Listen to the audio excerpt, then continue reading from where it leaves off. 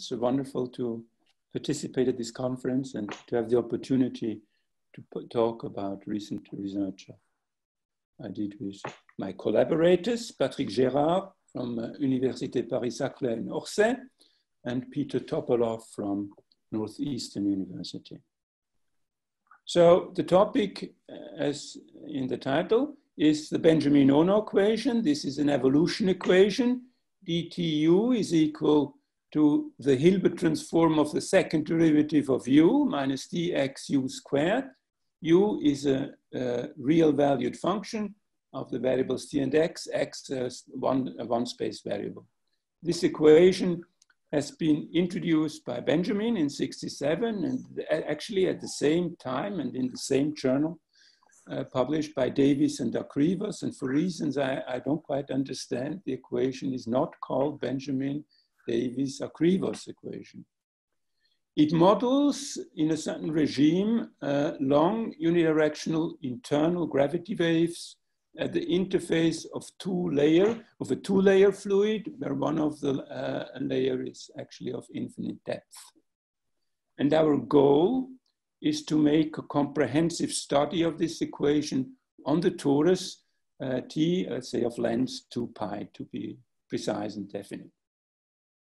So the results I will talk about are contained in the 3 papers which I have indicated here. They are all on archive. The first one is with Patrick together, just with Patrick, and then the other 2 are with Patrick and Peter. So in the first part of my talk, I would like to talk about 4 groups of results. And then in the second part, I would talk about main ideas of, let's say, key ingredients in the proof, let's say, of the first 3 results I will talk about. So I begin with sharp well-posedness on the scale of Sobolev spaces HS. As I said, we are on the torus T. And of course, this is an equation which has been studied for many years and by many scientists, mathematicians. So I very quickly want to run through some of the previous results. The earliest are maybe due to Jean-Claude Zot and his collaborators. And they go as follows. For any initial data U0 in HS with S strictly bigger than 3/2, there exists a unique solution of the Benjamin-Ono equation with initial condition U0. This solution is a continuous map from R into the Sobolev space HS. In addition, the flow map from R times HS to HS is continuous. And then through the years, there were various improvements, a very important improvement by Terence Tao, which actually he used to prove well-posedness on the line on the space H1, where he introduced an important gauge transformation. And the idea of this gauge transformation was then taken up by Luc Molinet and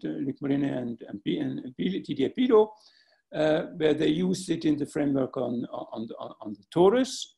And they proved that for any S between 0 and 3/2, so in this interval, which is not covered by Jean-Claude Zot and his collaborators, that the solution, the flow map, continuously extends as a map from R times HS to HS. So I'm a little bit cautious here in formulating this result in the following sense, because the existence is in Bourgain spaces. The uniqueness is not quite so strong. It's not unconditional uniqueness as in the case of the result of Zot and his collaborators. And therefore, I just formulate it in this way. Then more recently, there is also work by Deng on local well-posedness. And these results are in Bezoff type spaces, and these spaces are below L2R0. But they are not Sobolev spaces, so we only here deal with the scale of Sobolev spaces. Then on the other side, Angulopov and Hakayev in 2010 showed that it is impossible to continuously extend the solution map on HS for S strictly smaller than -1/2. And to remind you that the critical Sobolev exponent for the Benjamin-Ono equation is precisely -1/2. So in our first result, we actually want to close the gap between Moliner-Moliner-Pilos result and the result of angular power. And it goes as follows. So for any S between -1/2 and 0, the flow map extends as a continuous map from R times HS to HS. No such extension exists for S equals -1/2, and that can be made more precise. There exists a sequence UK, k bigger or equal to 1, actually of smooth initial data, such that this sequence converges to 0 strongly in H-1/2, and so that the sequence of first Fourier coefficients of the solutions does not converge pointwise to 0 on any given interval E of positive lengths. Then we made some further progress, but that is not yet written up completely, but it's proof near 0. And actually, I think it will go easily through on all of the space. There is a sharp threshold of regularity between the flow map on the Sobolev space HS as bigger or equal to 0 and S smaller than 0. So for S bigger or equal to 0, it's actually real analytic. And for S negative, it's nowhere locally uniformly continuous. It means that for any given non-empty open subset, even so as small as it can be, the restriction of the flow map to this open set is not uniformly continuous. Therefore, it is of course not locally Lipschitz and is not locally Helder. It's just really only continuous. So just Adamar, nothing more. Okay, second type of result, group of result, it concerns the long time behavior of solutions. Again, let me quickly review some of the previous results in this direction. First of all, I would like to mention the BO hierarchy. So the Benjamin-Ono equation comes with a hierarchy. That means a sequence of conserved quantities of prime integrals of the equation. This was found by Bob Kruskal in '79, Nakamura, and Focus and Fuchsteiner. They derived in different ways. It starts with the L2 norm. That's very easy to see that the L2 norm is conserved. And then one can more or less say that the HS norm with S equals K over 2 of U is more or less equivalent as the sum of the first Hamilton conserved quantities in this hierarchy. And therefore, one immediately concludes that the solutions in HK over 2 are bounded. And then I also would like to mention a much more recent result, namely by Talbot. He proves by using methods of Killip and Vishon and collaborators that there exists an a priori bound. So for sufficiently regular solutions, let's say C-infinity solutions, there are a priori bounds in HS with S negative between -1/2 and 0. Okay, so this could also be used to bound solutions. Our result goes as follows. For any initial data U0 in HS, S strictly bigger than -1/2, the following holds. First of all, the orbit of the solution corresponding to initial data U0 is relatively compact. Second, the solution SU0, so the map T goes to STU0, is almost periodic. And third, for any radius R bigger than 0, there exists a constant MR, so that whenever I take an initial condition in HS with HS norm smaller than R, then the solution remains bounded in HS norm by MR. So it's a certain uniformity in boundedness, very much like the one given by the Benjamin-Ono hierarchy in the Sobolev spaces HK over 2K, an integer, of course. Okay, let me quickly remind you the notion of almost periodic. So a function f from R into HS, when actually any Banach space would be okay, but in our case, we just have these Hilbert spaces, is almost periodic if for any epsilon bigger than 0, there exists L, such that any interval of length L contains an almost period, meaning there exists a number tau such that the difference between ft plus tau minus f of t in HS norm stays smaller or equal to epsilon for all times. This, as was already observed by many people, this implies, of course, the Poincaré recurrence. And this Poincaré recurrence, this phenomenon of Poincaré recurrence, was partially proved by Deng in 2015 in certain spaces, and by Zetkov and Vigilia also in certain spaces, using the Gibbs measure they constructed, and their results are for almost every initial data with respect to these measures. So we use in our proof of almost periodicity a very nice characterization of almost periodicity by Bochner, which goes as follows. So for such a bounded function f, it is true that it is almost periodic if and only if the set of translates of f is relatively compact in the Banach space of bounded functions from R with values in HS. Okay, the third group of results has to do with traveling waves.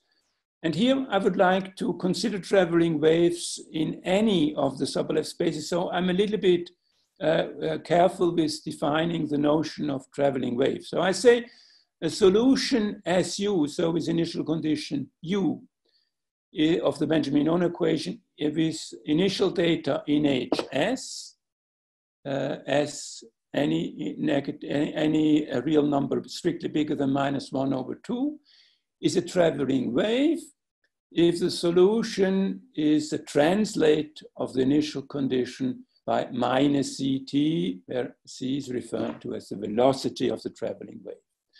Now, if U is in L2, then it's easily seen that U, the profile U, satisfies this equation. So Hilbert transform a second derivative of U minus dxu squared plus C dxu equals 0.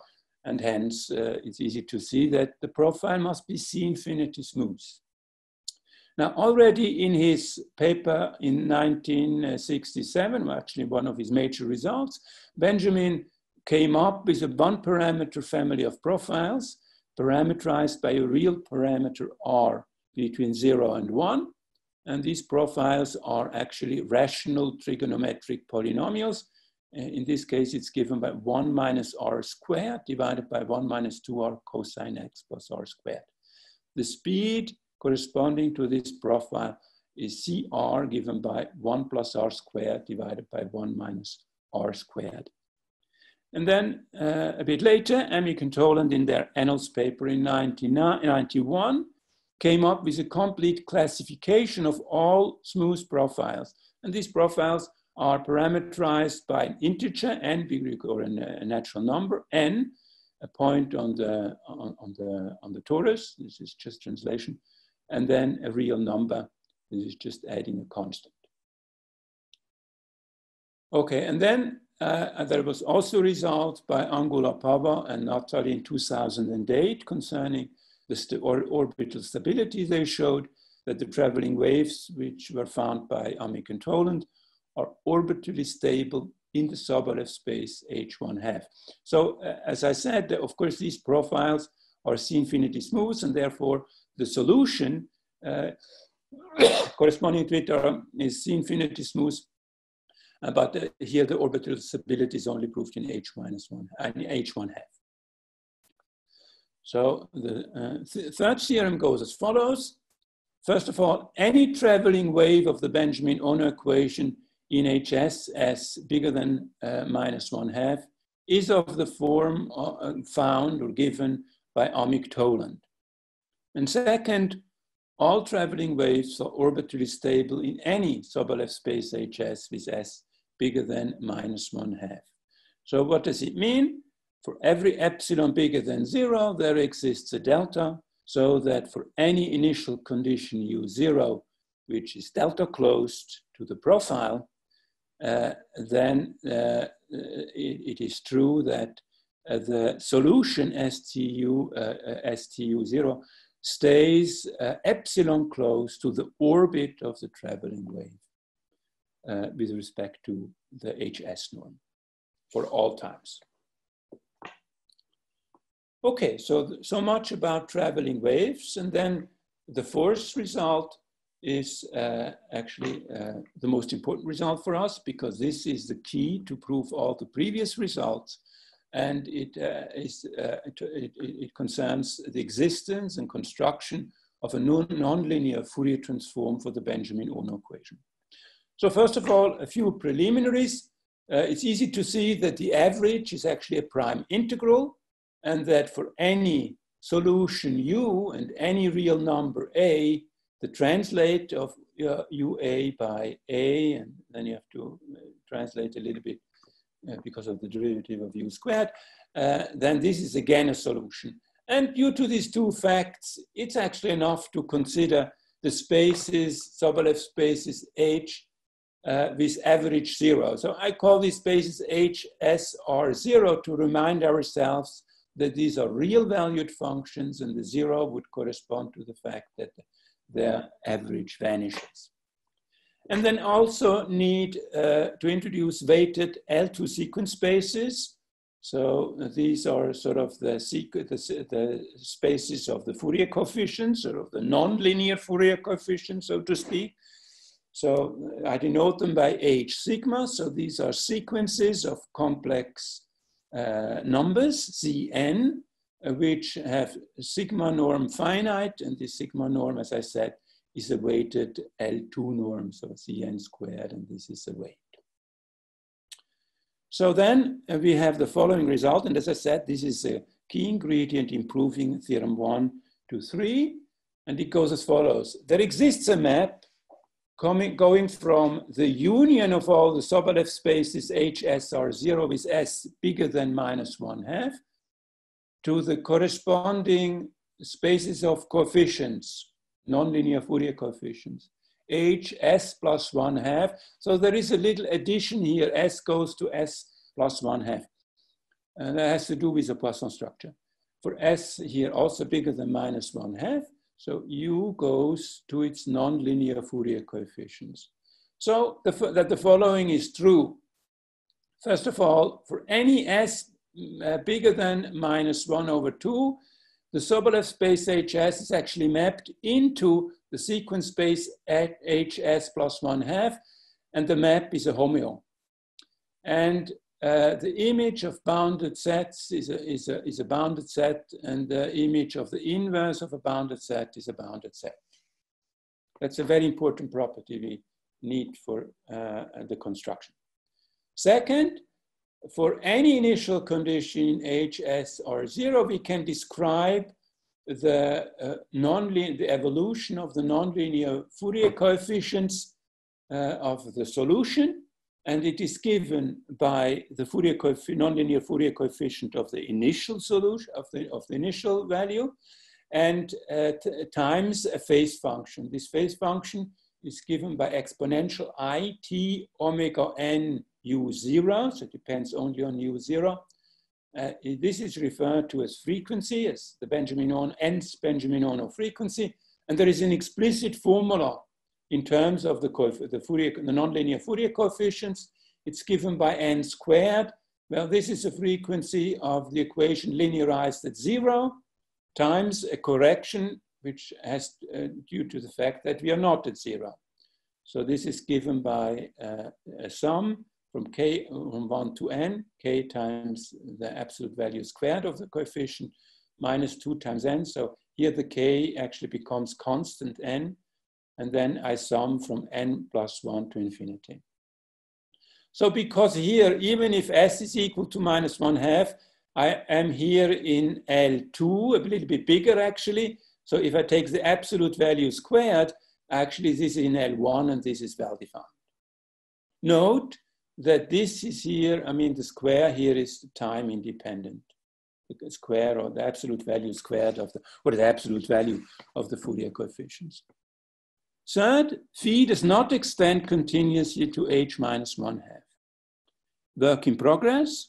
For all s strictly bigger than -1/2, the map phi is actually real analytic. It's not only a homeo, but it's real analytic. Okay, so maybe a few remarks are in place. So we have actually already proved this analyticity property in a neighborhood of 0, and we can compute explicitly the differential at 0. And the differential at 0 of this map F is a weighted Fourier transform. So an element V in the tangent space goes into the Fourier coefficients of this element, well, only for n bigger or equal to 1, because only we take, it's real valued, so the complex conjugate is of these coefficients is a coefficient at -n. And we weight this Fourier coefficient by 1 divided by square root of n. So now I want to justify why we call these nonlinear Fourier coefficients. Well, if we linearize the Benjamin-Ono equation at u equals 0, we get this equation. So Hilbert transform second derivative x of v can be easily integrated, and it has precisely the form as in the case indicated with the nonlinear Fourier coefficients. The only difference is that instead of the frequencies being n squared, as in this linearization case, the frequencies are given by the Benjamin-Ono frequencies. And that's why we call phi the nonlinear version of f, the Fourier transform. Second remark, it is well known that the Benjamin-Ono equation is actually a Hamiltonian equation. It can be written in the following form: dtu is equal to a Hamiltonian vector field given by dx times L2 gradient of a Hamiltonian h. dx is the Poisson structure due to Gardner and Fedorov and Zakharov. And h here, the Hamiltonian, the Benjamin-Ono Hamiltonian, is given by this expression, by this functional here. It involves the half derivative of u squared minus u cubed divided by 3. So with this Poisson structure comes, of course, a Poisson bracket, and this Poisson bracket is given in the following term. For functionals f and g with sufficiently smooth gradients, the Poisson bracket is given by this integral dx gradient of f times gradient of g. Actually, we prove that our nonlinear Fourier coefficients are sufficiently regular so that the Poisson bracket can be computed, and that the Poisson bracket of these nonlinear Fourier coefficients actually satisfy canonical relations, meaning that ZNCM is 0 and ZNCM bar is equal to -I Kronecker delta. Of course, here, because these are complex coefficients, we have this normalization with -I. I already mentioned immediately from these relations, it follows that the absolute value squared Poisson commute with each other. In addition, we show that when I express the BO Hamiltonian in these new coordinates, then there are functions of these coefficients alone, of the absolute value squared of these nonlinear Fourier coefficients alone. And in all what this means, the map is canonical. These are actions, the absolute value squares of the coefficients are actions, as in the linearized case with the Fourier coefficients. So one can say the Benjamin-Ono equation is integral in the strongest possible term you can imagine. So maybe a last remark. So the frequencies are nothing else than the derivative, the nth frequency is given by the derivative of the Hamiltonian expressed in action variables with respect to the nth action. And as we have seen from the formula from the last slide, omega n is, maybe I can go back quickly and give it and show it again here. So this is the frequency. So these are these actions. The omega n's are an affine function of the actions. This is an absolutely remarkable property. It is not true for any of the other integrable systems I know. And this helps us a lot in proving the results we obtained. In addition, I mentioned that these frequencies actually satisfy non-resonance conditions, or the non-resonance conditions required for applying KAM techniques to study perturbations. So all is ready to do KAM theory for these equations, starting with these coordinates. Okay, now let me say a few words on the proof. And as I would like to outline a bit the construction of this map phi. And just to not make things more complicated, to be able to say sort of the main ideas, I restrict to the construction of phi on the space of functions u in L2 are 0. So L2 functions, the potentials u are in L2. And then the channel procedure will be obtained, or the channel map is obtained by either extending or restricting. Okay, I need a little bit of notation. First of all, I introduce these Hardy spaces, HS plus. So these are the Sobolev spaces whose Fourier coefficients are 0 if n is negative. Then the Zegel projector, which projects a function f to its part with only the taken into account the Fourier coefficients with n non-negative. Then I denote by TU the Toeplitz operator. This is multiplication with the function u, but in H plus. So I multiply a function f by u, but then project by taking the Zegel projector. So the first ingredient, which is fundamental, is the Lex-pair formulation of the Benjamin-Ono equation. This formulation was introduced by Nakamura and also later taken up by Fokas and Oblowitz. And it goes as follows. So u of t is a solution, I mean, a little bit formal here. U of t is a solution of the Benjamin-Ono equation if and only if it satisfies the following operator valued equation is satisfied. ddt of the operator L with coefficient u of t is equal to the commutator of b of ut with L of ut. L of ut is usually referred as the Lex operator in this Lex pair, and it is given by the Hermonde, so first derivative divided by I, minus Toeplitz by u. And b ut is the operator given by I times Toeplitz operator with d absolute value applied to u minus tu squared. Of course, this is skewer joint, by the way, and of course, bu is not unique. You can add any function of L of u to times I to this b of u, and it will again have the same commutator. So in the literature, actually, you will find typically an operator which has second derivatives, but is absolutely not needed. So we prefer this one, which is just involves Toeplitz operators, but no derivatives. So to a certain extent, it's a zero sort of pseudo-differential operator. Okay, so the implication of this Lex pair formulation is that the spectrum of L of ut is conserved along the BU flow. So this is usually the ingenious thing. If you have lots of conserved quantities, the Lex pair formulation organizes in a very convenient way all these infinitely many conserved quantities.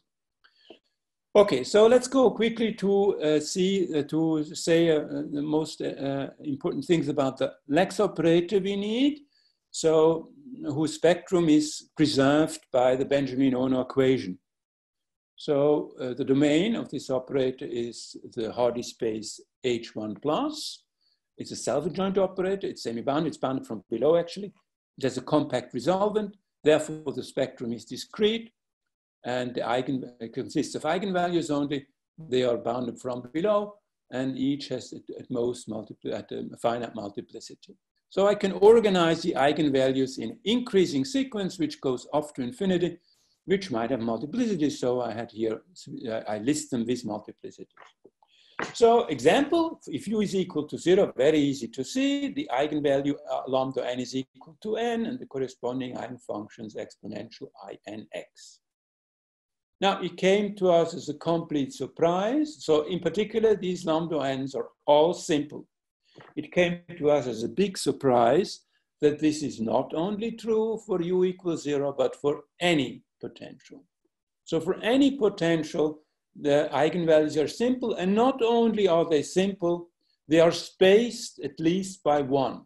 So lambda n minus 1 is bigger or equal to 1 for all n bigger or equal to 1.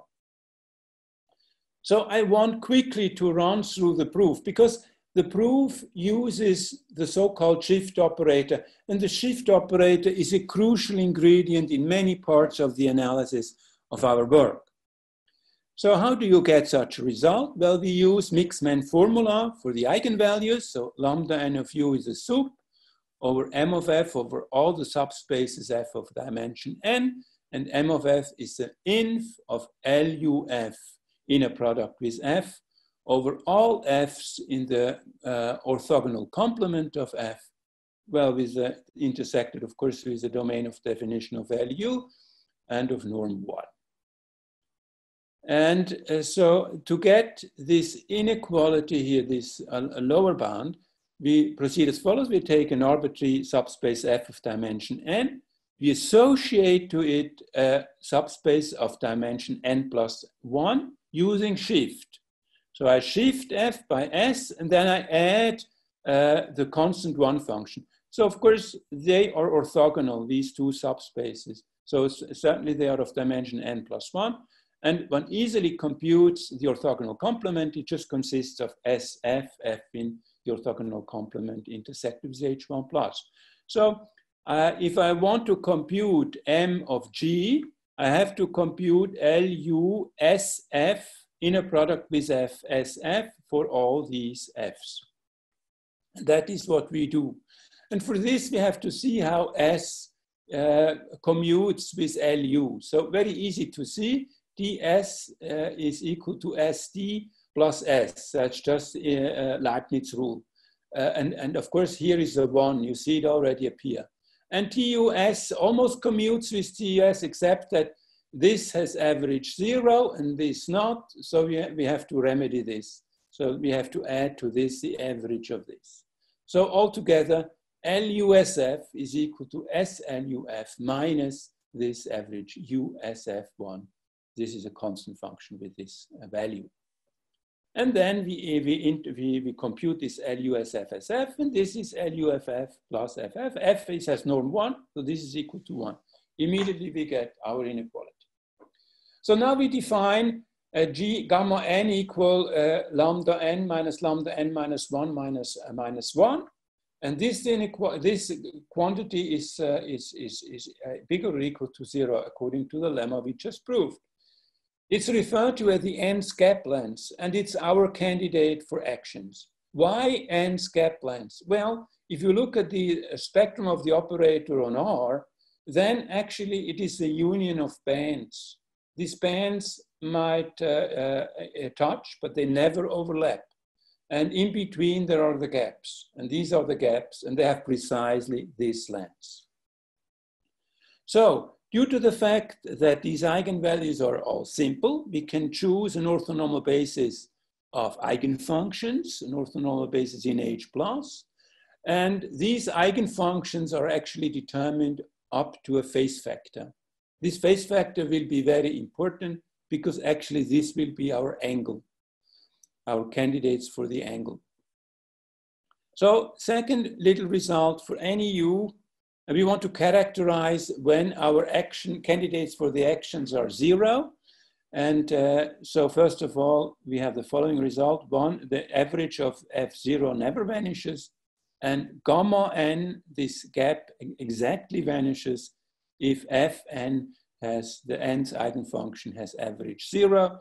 And in that case, the nth eigenfunction is actually equal to fn minus 1 times exponential ix.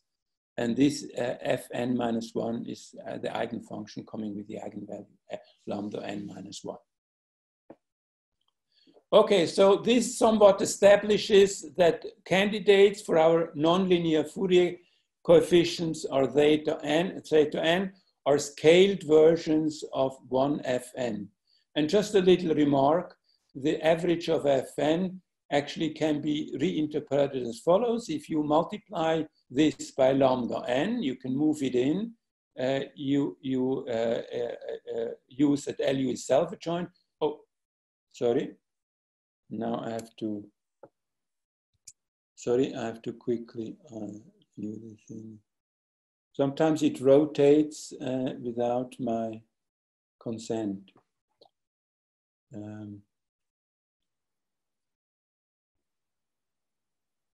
Full screen, sorry. Okay, so so these are nothing else than the Fourier coefficients of U. Well, not quite Fourier, because here we do not make the coefficient with respect to the usual Fourier basis, but with respect to the basis of the eigenfunctions Fn. Okay, now to address this problem of the phases, we have to find an expression which never vanishes, so we can use this to define the phases of the Fn's. And what actually is true is that Fn, so we think of Sfn minus 1 as a good approximation of the nth eigenfunction, in the sense that if I take the inner product of Fn with Sfn minus 1, it's never 0. So this allows us to define the phases of Fn inductively. First of all, I choose the phase of F0 so that the average, the zero Fourier coefficient is a real positive number. And then inductively, the phase of Fn so that the inner product of Fn with Sfn1 is also a real positive number. Okay, so maybe, yes, I know that. Maybe, may I have 5 more minutes? Is that okay?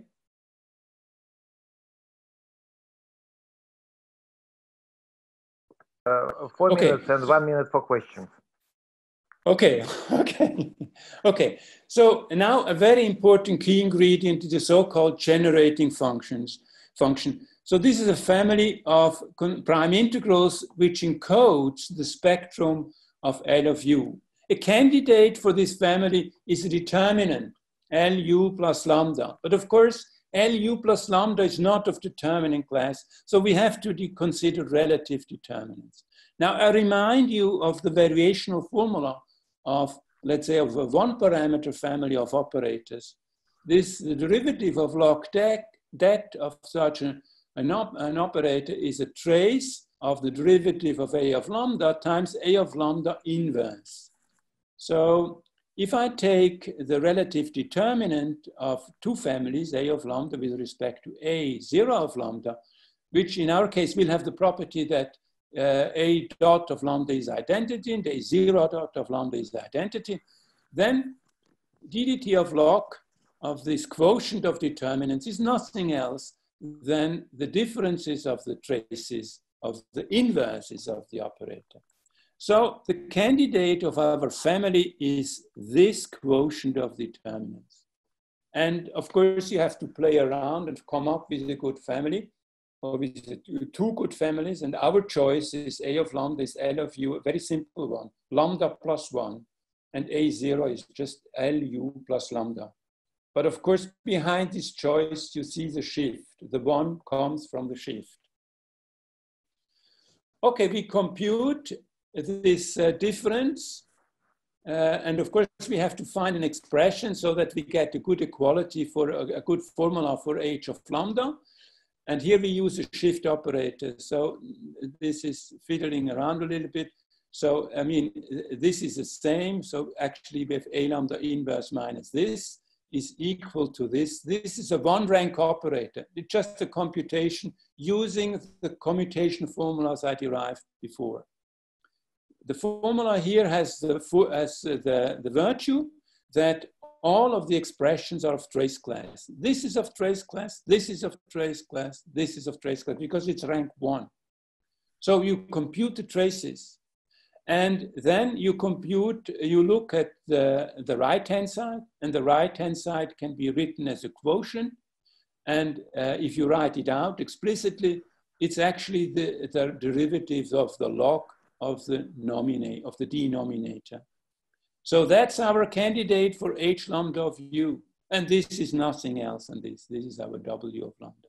This is nothing else than Lu plus lambda inverse applied to 1 averaged out. Okay, and then we get this out of these computations, we get that HL of lambda, which is given by this, is actually, now we have to integrate and exponentiate the right-hand side, and then we get this formula. So h of lambda of u has a product representation as a determinant should have, or the relative determinant should have. And then this has really all the virtues we want, because if we expand h lambda at infinity, then we come up with the Benjamin-Ono hierarchy. We compute the first coefficient is the average, the second is the L2 norm, the third is HU Hamiltonian. And this allows us to get trace formulas by doing the same for in the product representation of this h of lambda. So this is a product formula for U, and this is and by computing the residues on both sides of the identities, we get formulas for 1 Fn, absolute value squared, and this is equal to gamma n, kappa n, and kappa n is what is left from gamma n if you take the residue in this product. This is a strictly positive number. This allows us to define the nonlinear Fourier coefficients as the scaled version of the zeroth Fourier coefficient of Fn. And the scaling we use is the square root of kappa n, the square root of this positive number. And that makes sure that the absolute value is the square root of gamma n, or the square of this is gamma n, which are the actions. And also, we have already established that these nonlinear Fourier coefficients are in the sequence space h1/2 as it should be. Okay, and at this point, I think I should stop. Thanks a lot for your attention.